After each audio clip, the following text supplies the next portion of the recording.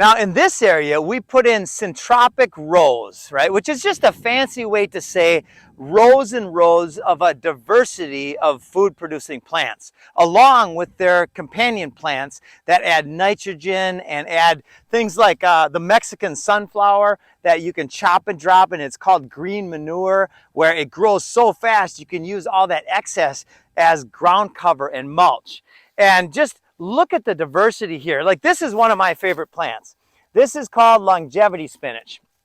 It's a perennial spinach, and it's called longevity spinach because it helps you live a long time.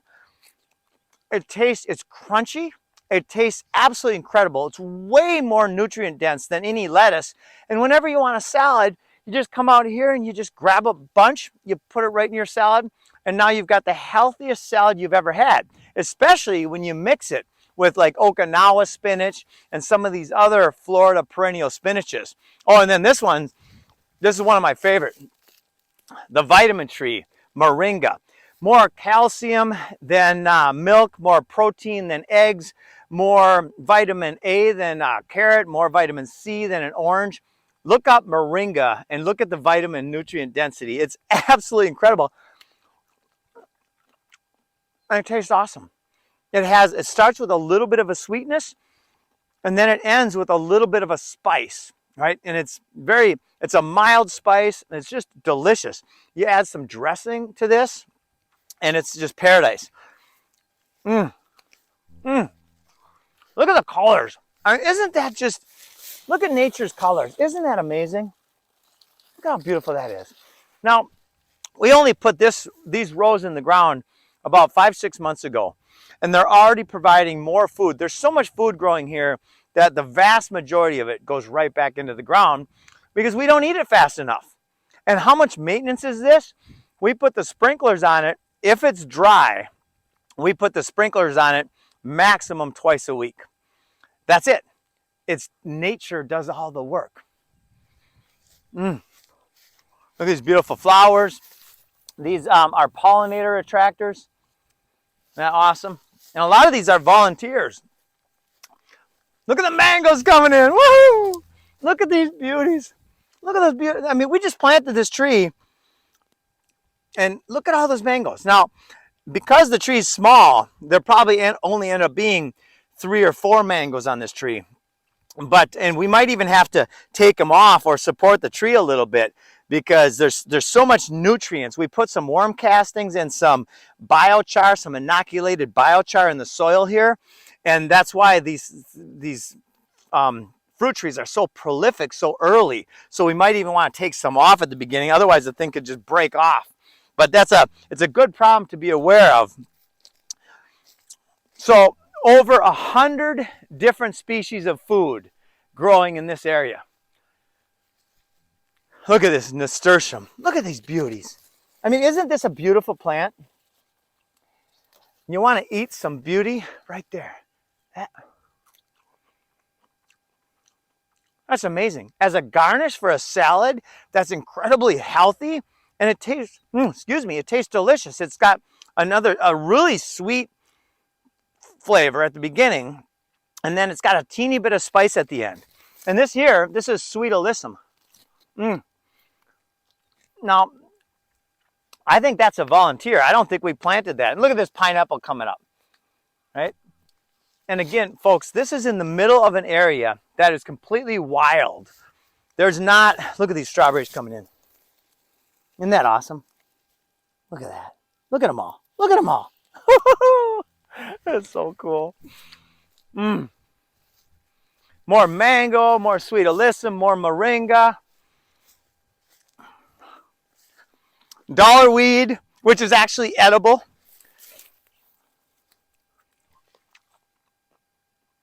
That's amazing. It has a completely different taste. Wow. Did you know? I mean, you can eat so many things that we don't know we can eat. I like this better. These things are amazing. All right, now here we are at coming up on our annual beds. Now we originally put this area in, and we got a cinnamon tree in the middle of it, and we were going to do more food forest stuff. But then we ended up taking our energy to our homestead there, and we decided to put annuals in here. Now look what's happening with these annuals. This bed took about 2 people, about a day's effort. We laid down some sheet mulching, we put some really good soil and soil amendment in, and then we covered it with mulch.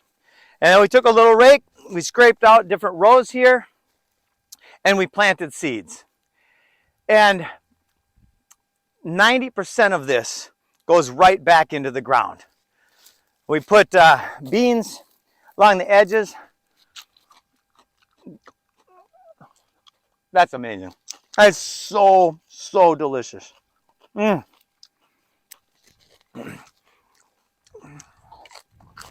these are going to seed.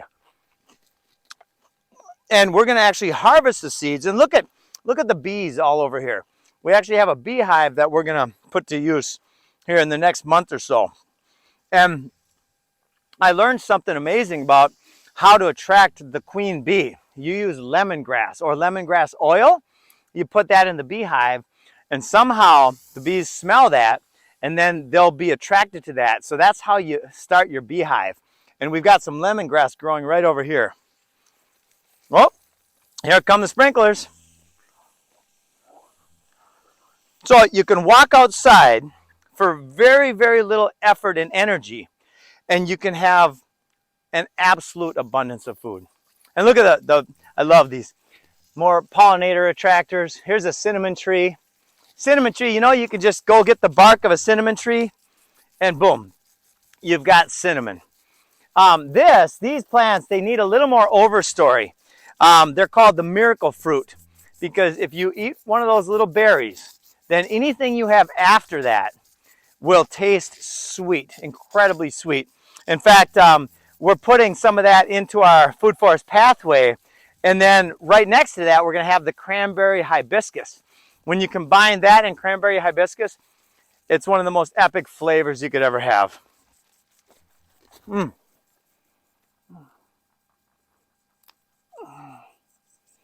right.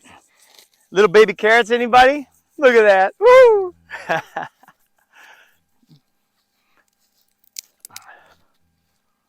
All right. Now, this here is a biochar system. This is where we take wood and we burn it without the fire. So we add the heat to it, but we take the fire out. It's like charcoal. And then we use that in our worm compost tea brewer. Actually, it's called a compost tea brewer. And we also put worm castings in there. We've got a worm setup over here where we take the worm castings and some compost and some other different minerals, and we bubble them up, which is an incredibly simple process, by the way. And then we let that sit for 24 hours while it's bubbling, and it explodes the life inside, the good natural bacteria inside the water, the system, and then we put that on the plants. So these are all little different things that we've learned through the permaculture network, thanks to the permaculture designers around the world. That's why design is so important. When you go into a system and you put a thought to it, the thoughtfulness of design is where everything starts, right? A lot of people they go to Lowe's or Home Depot and they buy a few fruit trees and they dig a hole, they put some maybe manure around it, and they start growing fruit trees. And guess what? Most of the time, you're going to get some fruit out of those trees. But when you add a thoughtful design and a guild to that same system, you're going to radically increase your yield and decrease the amount of energy and effort you have to put in.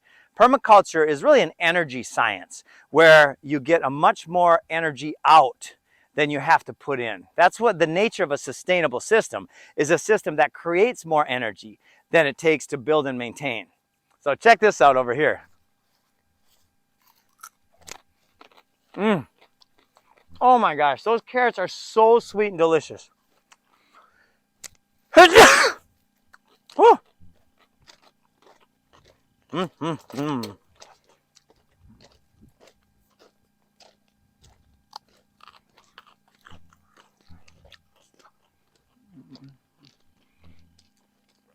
Here at Galt's Landing, we're on a private 430-acre lake.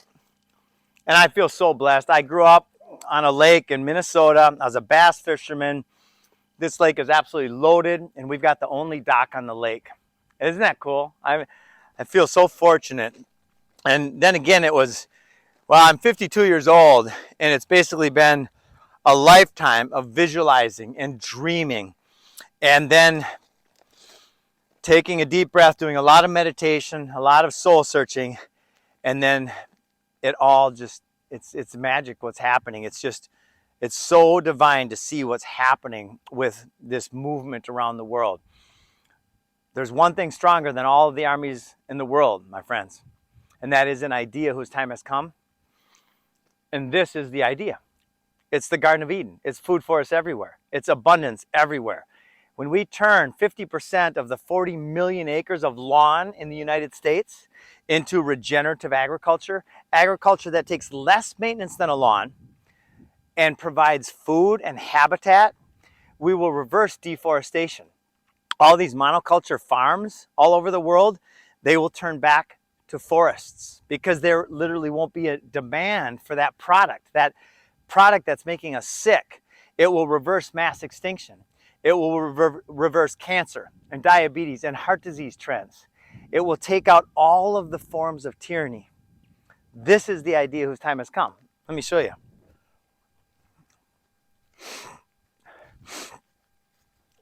So these are sweet potatoes. Now, about a month ago, it got real cold and it fried almost all of the sweet potatoes. That's why you get some smaller leaves here. Did you know sweet potato leaves are also edible and really nutritious? That's amazing. It's better than lettuce. When you combine that plus moringa plus longevity spinach, you come out, you harvest your salad. It's like free food. You have to put some thought into the design and some money into making it happen at the beginning. And now here's the thing. If you want to do this on a super tight budget, you can learn all this stuff on YouTube. You can do it all yourself. Or if you want to speed up time, you can simply hire a designer. And that's what we do. We've got 40 professional food forest landscape designers around the world right now. And our company launched about 10 months ago. We are now serving over 20 countries in almost every US state with design and our cooperative network. Cooperatives are our team of installers around the world that install the food forests. In fact, if you want to be in the business of helping people grow food, it's the most incredible business model, the most beneficial business model that I can imagine, right? I've got 4 daughters, and that's my primary motivation is let's create a sustainable world, a regenerative world. In fact, let's create a world of radical abundance and freedom. And this is how we do it, by using our resources wisely. Check out these peaches. This tree is a brand new tree. We just put it in the ground 6-7 months ago, and it was probably a sapling, probably a year old or so. And it's already got a dozen peaches on the tree. I honestly didn't expect this to happen so fast. We got the pineapples in the middle. We've got different types, so many different types of berries and mangoes and avocados, and we've got about a dozen different types of bananas here. More nasturtium. This is another perennial native Florida spinach. It's amazing. It's loaded with water too. Like if you're thirsty, you eat that and that'll help quench your thirst. And now just for fun, we seeded some lettuces, some more standard lettuces, and they're just, look at how, they're all going to seed because we're not eating them fast enough. Isn't that great? Look at the aloe. This is an incredible medicine and skincare product. And look at the mulberries coming in. Isn't that freaking amazing? Look at these lettuces. The papaya, the sweet alyssum, more mangoes and tamarind. Look at that. We put those banana trees in, again, 7 months ago or so, and they were this tall. That thing is now over 10 feet. Oh my gosh, look at this. I believe that's a Myers lemon. Look at these things coming in. Let me see here. Yeah, that's a Meyer lemon. And I mean, there's got to be 50, 30, 40 at least lemons coming out already. That's a lot of lemons right there. And look at these pineapple coming in. And folks, here's the thing. You don't have to know what you're doing to do this, right? I've been growing food for about 14 years or so. And we just moved to Florida, well, about 5 years ago, but we just started this project about 7 months ago. I know about 50 to 60% of the different trees that are growing here. The rest I don't know, and guess what? Doesn't matter. They're still growing. All right, look at that, sweet potatoes. Now, under the ground here, in another 3 or 4 months, we're going to be able to harvest sweet potatoes, which are way more nutrient dense than normal potatoes, and I love them. I think they taste a lot better as well. Oh, look at this! Look at that beauty. Isn't that so cool? Look at all the fruit coming in on that. Wow.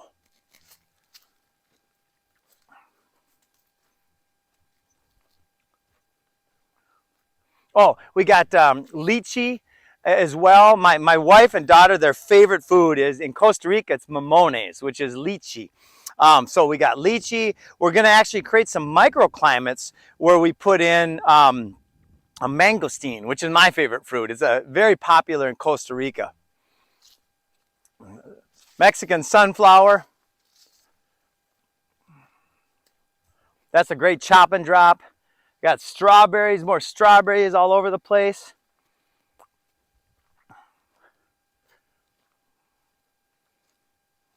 Folks, this is paradise. This is how we change the world, right here, by simply growing food instead of lawns. Look at these mangoes coming in. Isn't that cool? Look at them all. Frankly, I'm a little surprised at how fast this abundance is being created by nature. We just designed it properly. So this was another patch of longevity spinach, and it got completely toasted by the cold weather, right? Now that goes right into the ground, and it becomes gold for the next batch, right? So it's starting to come. We got little babies coming in. And it's so delicious. Look at the strawberries coming in. Look at that beauty. Wow. Now, I just saw a tortoise. I didn't even know Florida had tortoises. And I just saw a tortoise about this big the other day eating our strawberries. Because whenever they turn red, like, where do they go when they turn red, right? I thought it was maybe an opossum or maybe an armadillo. And then we find out it's a tortoise. And I love that. I want tortoises around. How cool is that? Look at the papaya coming in. Look at that. Now, folks, many of you are in other climates. These are plants that grow well in Florida. In Minnesota, my buddy Chad has a farm that has 300 different species, more than we have here, of edible and functional plants, medicinal plants. In fact, they have a business where they create tinctures, which I bought 3 of them, and they're freaking amazing. And they turn their medicine into a product that can be sold on the market that is as natural and beneficial as it gets, as opposed to some of these toxic chemicals that, well, they're bad news. Everybody is starting to know how bad Big Pharma is for our society. Look at these papayas coming in. Wow.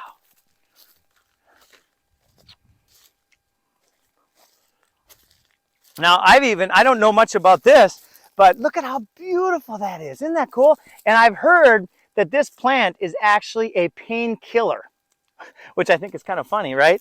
It's the most painful plant if you step on it, but it actually helps kill the pain as well. And when I was in the ocean, they say if you get stung by a certain different bugs, then you smush the bug and you rub them on the bite, and that will stop the sting.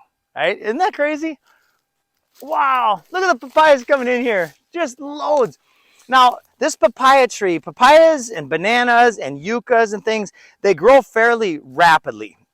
And so within a year to 15 to 18 months, you're going to get a harvest where that tree to put in the ground might cost 30 or 40 or 50 bucks. Within the first year and a half, you could get $100 or more worth of fruit out of that tree. Wow, that's a no-brainer, right? And it's nutrient dense and it tastes better when it's vine ripened or tree ripened, right? Like this. And of course, the food supply chain is in big trouble, right? The long-term supply chain is done. We get to make these changes. We also have to. And with regard to the food supply chain, it's in big trouble. Now, short term, it's also in trouble. So this is the answer on every level for our health, for our wellness, for our society, for our freedom. You know, Kissinger said, if you want to control nations, control oil. If you want to control people, control their food supply. This wasn't just the ramblings of a nutcase. There was a strategy by the guy who has met with every U.S. president. What gives him the right to meet with every U.S. president and dictate this ridiculously insane, unsustainable control strategy? Because that's what they do. That's what governmente does. The solution to governmente, which means mind control, is a free mind. And once we have a free mind and a free heart, then the next step is the physical structures of freedom. And this is it.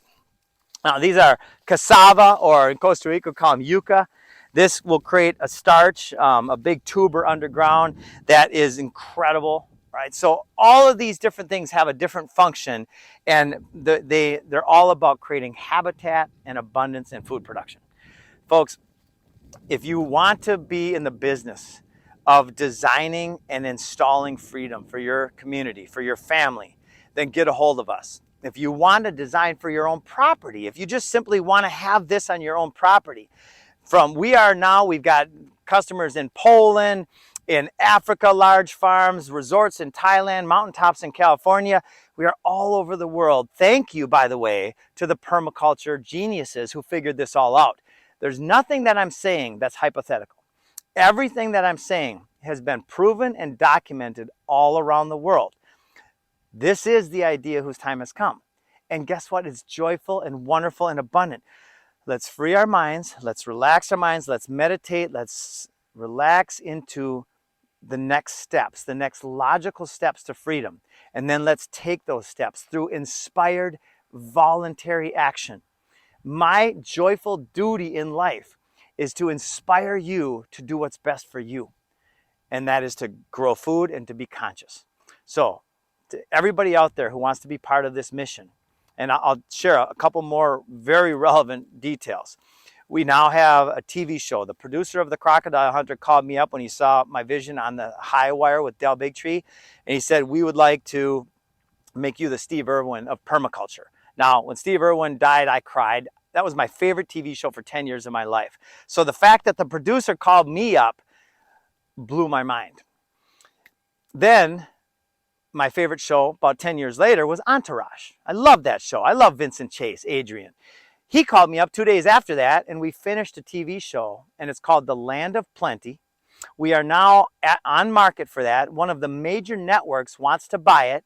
We are basically holding back because we will not have our rights to free speech infringed by any contract ever. Right? So if they're willing and able to take us without infringing our rights of free speech, then great. Our goal is to get to the most possible people, to inspire a shift in consciousness that leads to mass adoption of this most logical thing, this solution to all of the world's biggest problems right here. We are also coming to market in the very near future with Topia. Topia is a cryptocurrency that is directly tied to food production. It's the only in the world that I'm aware of that actually rewards abundance. And then we also have another entity called Grow Green Global, and we are the first that I'm aware of to finance the installation of food forests on a large scale. If you'd like to invest in something that will lead to direct abundance and freedom of our society and is a logical exchange of value, in other words, regenerative capitalism, then get a hold of us. We've got all of the pieces of the puzzle in place. We are literally building the foundation with the permaculturalists around the world and with the freedom advocates around the world. John Bush is a good friend of mine with the Freedom Cell Network, amazing human being, and many, many, many more. This is the answer, and if you would like to, if you are inspired then join us in whatever way inspires you. And then we will show you our foundation so that you can plug in whatever way, again, inspires you. And we're together. We're going to take our freedom back. We're going to earn our freedom by doing the logical things that it takes to actually have freedom. So I love you. Have a great day. Get a hold of us at Food Forest Abundance, and let's change the world.